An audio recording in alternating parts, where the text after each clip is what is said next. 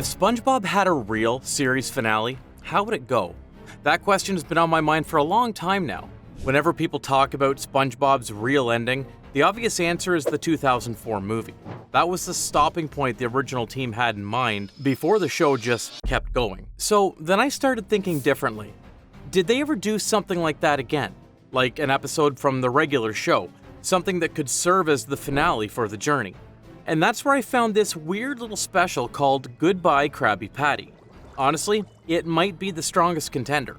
Because the first time I watched it, I got this weird, specific feeling, like running into a childhood friend after many years. And you still recognize the voice, yet so many things have changed, you barely recognize the person. It really does feel like watching an epilogue. Well, the episode somehow turns that very feeling into something crazier.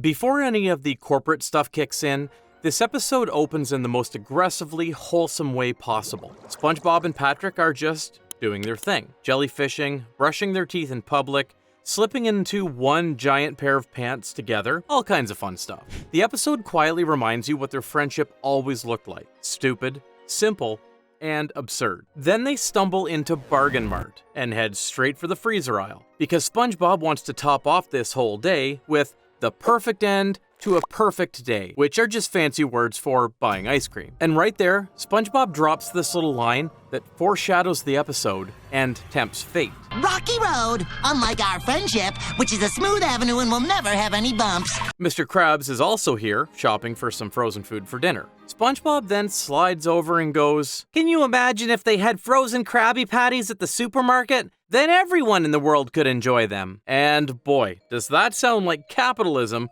for Mr. Krabs. Suddenly, he's shooting a commercial for his new product, Frozen Krabby Patty, which they would later bring to a business executive named Don Grouper. Don basically says the commercial is garbage, but the product idea is gold.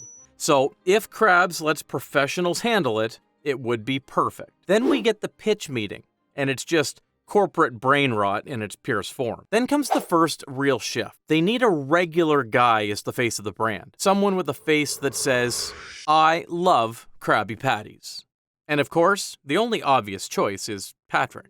Which is perfect because Patrick has the exact emotional range of a billboard. And I don't mean that as an insult.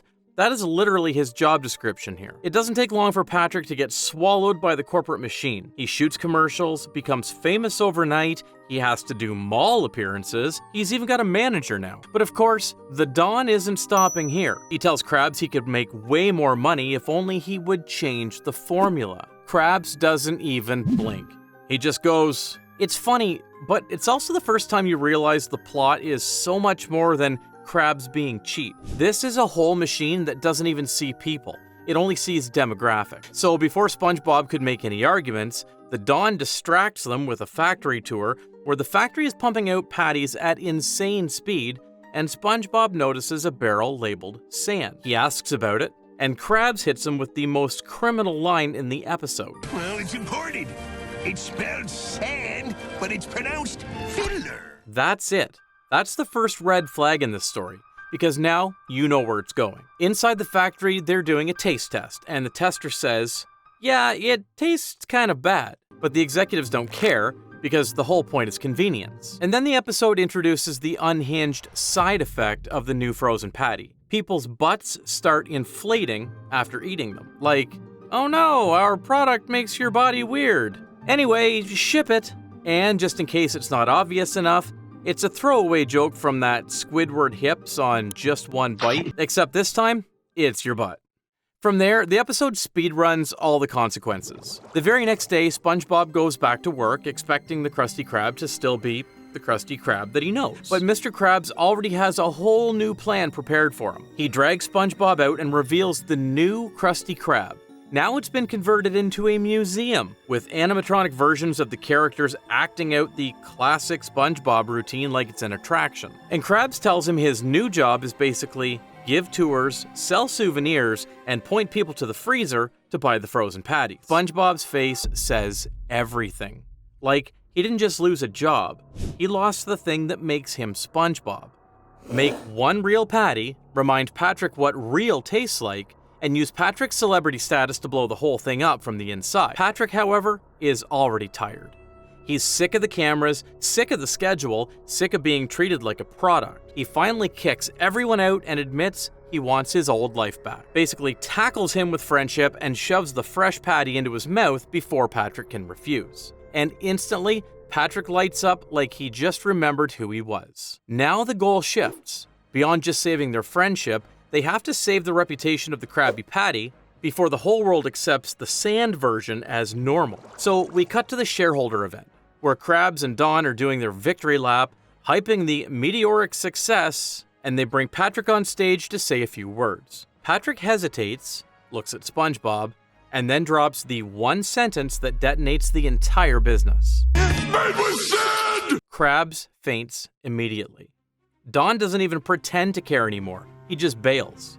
Then the episode turns the sand thing into a full public panic. People watching the news, vomiting sand, their inflated butts shrinking back down, frozen patties getting trashed, and the factory getting shut down and dragged away. Krabs hits rock bottom in the alley and says he's ruined. But that's when he looks through the window and sees something he hasn't seen in a while. Customers eating fresh patties and actually enjoying them. He walks back in, sees the robots being tossed out, sees SpongeBob, Squidward, and Patrick, and realizes they pulled the Krusty Krab back from the brink. Of course, Krabs immediately turns it back into business. Minimum wage, merciless labor, and he's the boss again. And that's how the episode ends. Krusty Krab back, friendship restored, and Krabs learning absolutely nothing.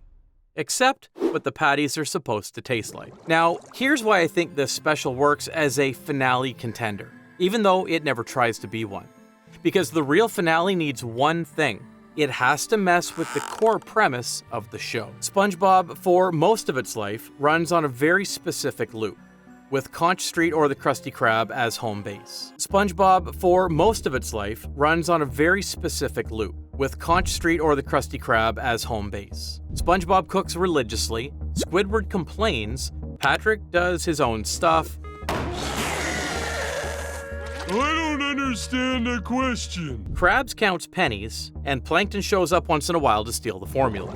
And Goodbye Krabby Patty is one of the rare times the show actually dares to break that loop. When Krabs said that line, You've made your last Krabby Patty. that's such a weird sentence to hear in SpongeBob because making Krabby Patties is basically SpongeBob's entire identity. If you take that away, what's left? Just a square dude with a funny hat. And then it gets worse. The Krusty Krab doesn't just change a little, it becomes a museum, a gift shop, a place where the real Krusty Krab is basically a memory you can only visit now. It's the part that hits me the most personally, because that's exactly what happens when something you love changed or grew until it's only recognizable as a memory. It's also really touching to see every bit of these characters' outcomes in the story. Patrick becomes the real star, just like his name, but that also takes away from his relationship with everyone else. Krabs is more than just being cheap now. He's willing to take his business to a way bigger scale to rake in the money he's always wanted.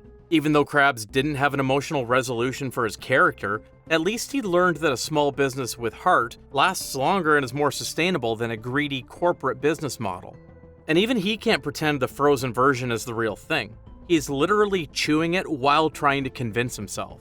But of course, the hardest punch in the story comes from our guy Squidward. He finally gets the chance to chase the dream life he's been whining about for at least 17 years.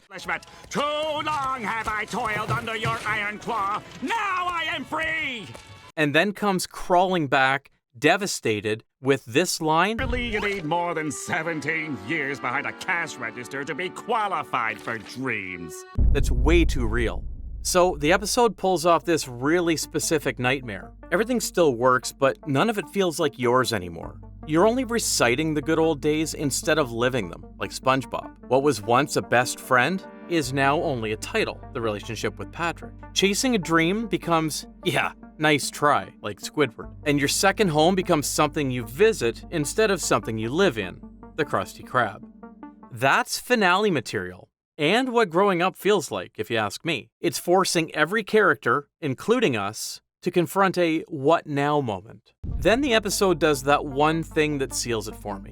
it ends with a regular loop again. Now get to work! And yes, the town getting dump truck ass cheeks as a side effect is insane. Like, congratulations, you invented the first fast food that doubles as a cosmetic procedure. But SpongeBob doesn't need to defeat Don Grouper with a master plan. He doesn't sue anyone, he just needs everyone to know the truth. The formula also isn't sacred anymore. It's sold in the gift shop, and it's blank. I instantly think of that dragon scroll that Po opens up in Kung Fu Panda. I don't know why. Yeah, maybe the actual secret ingredient is love after all, both for the patties and for the show itself. And once he starts cooking fresh again, everything slowly goes back to normal.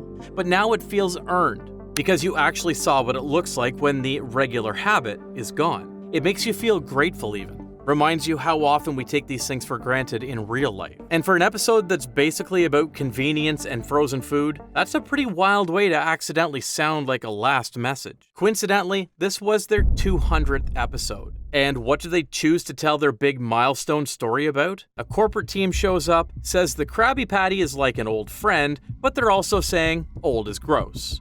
Yeah, that's basically every brand you've ever loved getting a modernization, where they sand off the unique parts until it's smooth enough to sell in bulk. And if we wanted to play Connect the Dots even further, this special came from season 9B, just when Hillenburg came back to become the advisor for the show. Hillenburg himself talked about wanting to step away after the movie era because he didn't want the series to jump the shark, and he liked the idea of stopping before people got tired of it. That doesn't mean he wrote this episode specifically, it's credited to Kyle McCulloch. But I think it does explain why this theme lands so cleanly with the SpongeBob should have ended earlier conversation. The episode is basically dramatizing that exact fear. What happens when something handmade turns into something mass-produced? But then the irony is, they don't even blame the corporations first. They blame the sweetest little guy in the room.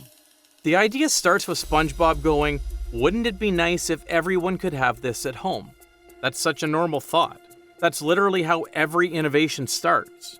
Then 2 scenes later, the whole town is vomiting sand and growing their fake asses. So yeah, the episode is basically asking a gross question in a funny way.